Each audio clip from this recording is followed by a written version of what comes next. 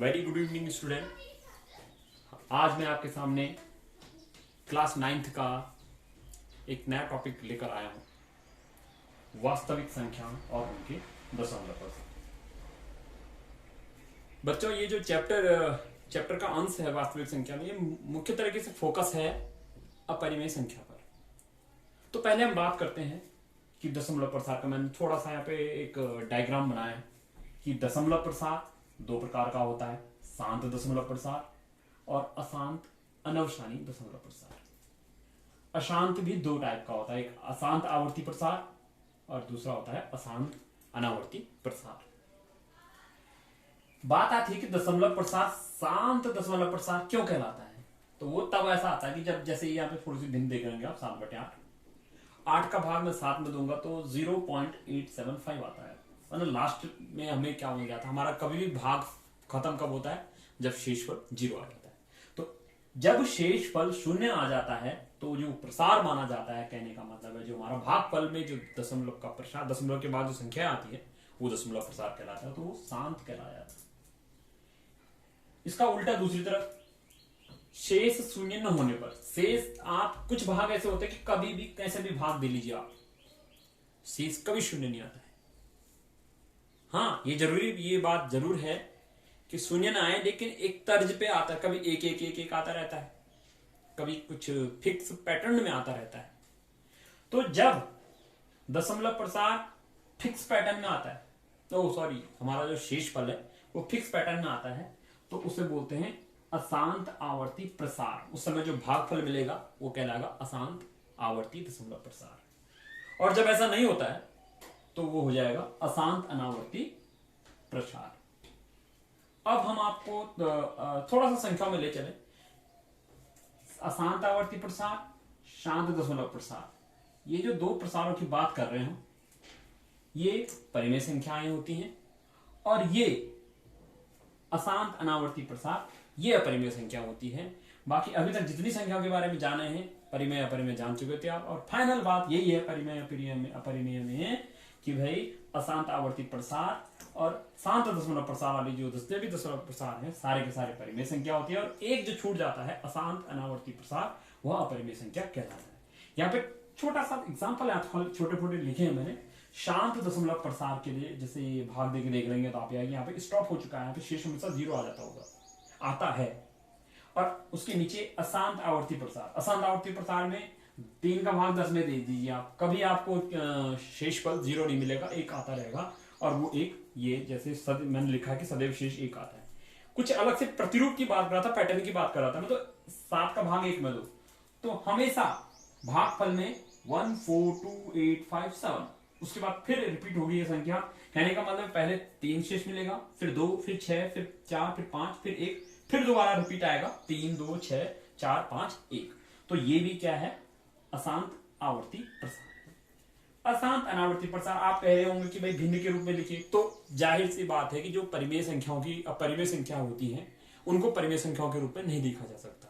That means उनको मैं P/Q के रूप में नहीं लिख सकता हूँ। हाँ, संख्याएं जरूर हैं, जैसे मैंने पिछले वीडियो में बताया था, √2 की बात करी थी हमने, वो अपरिमेय संख्या थी। तो ऐसे ही इसी प्रकार की कई सारी संख्याएं, √2 √3 √5। तो इसमें देखिए 1.414 डॉट डॉट डॉट कई सारी संख्याएं की कोई भी पैटर्न मैच नहीं होगा। सेम दैट √3 की बात है 1.732 एंड √5 कहें तो 2.236, आगे भी इसकी संख्याएं आती रहेंगी। इतना तो कॉन्सेप्ट क्लियर हुआ हमारा कि दशमलव प्रसार कितने प्रकार के होते हैं और कैसा दशमलव प्रसार किस प्रकार की संख्या कहलाता है।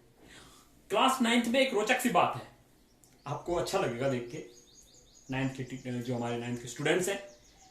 देखो एक सवाल है, 10/3 को तो मैंने लिख दिया, ऐसे भाग दे के लिख दिया।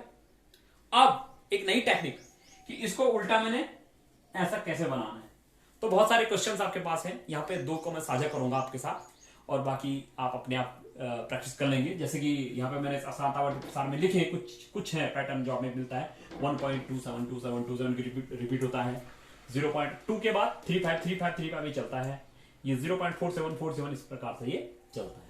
तो मैं फर्स्ट ऑफ ऑल इसको लेके चलता हूँ, आपके एनसीईआरटी की बुक में क्वेश्चन है 0.47 बार, बार का मतलब होता है कि ये संख्याएं रिपीट हो रही हैं, 47 आता रहेगा इन्फिनिटी तक, को पी अपॉन क्यू के रूप में डिवाइड, पी अपॉन क्यू के रूप में लाना है। तो भाई परिमेय संख्या है तो पी अपॉन क्यू लिखी जा सकती है। तो कैसे लिखी जाएगी, थोड़ा सा टेक्निक में यूज किया जाता है। x इसको एक चर मान लिया, x का वैल्यू x बराबर ले लिया 0.47।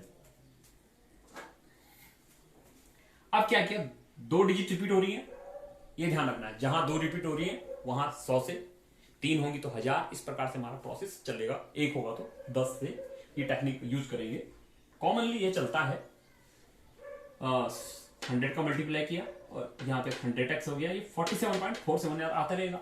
इसको मैंने अलग कर दिया, तोड़ दिया, तो इसको 47.47 डॉट डॉट को हम क्या लिख सकते हैं, 47 प्लस 0.47, ये 47 हो गया। ये देख रहे हैं वैल्यू फिर किसकी आ गई, x की आ गई। तो 100x बराबर 47 plus x, that mean x वहां जाके घट जाएगा, तो 100x minus x equal to 47, 99x equal to 47, तो x इक्वल टू 47/99।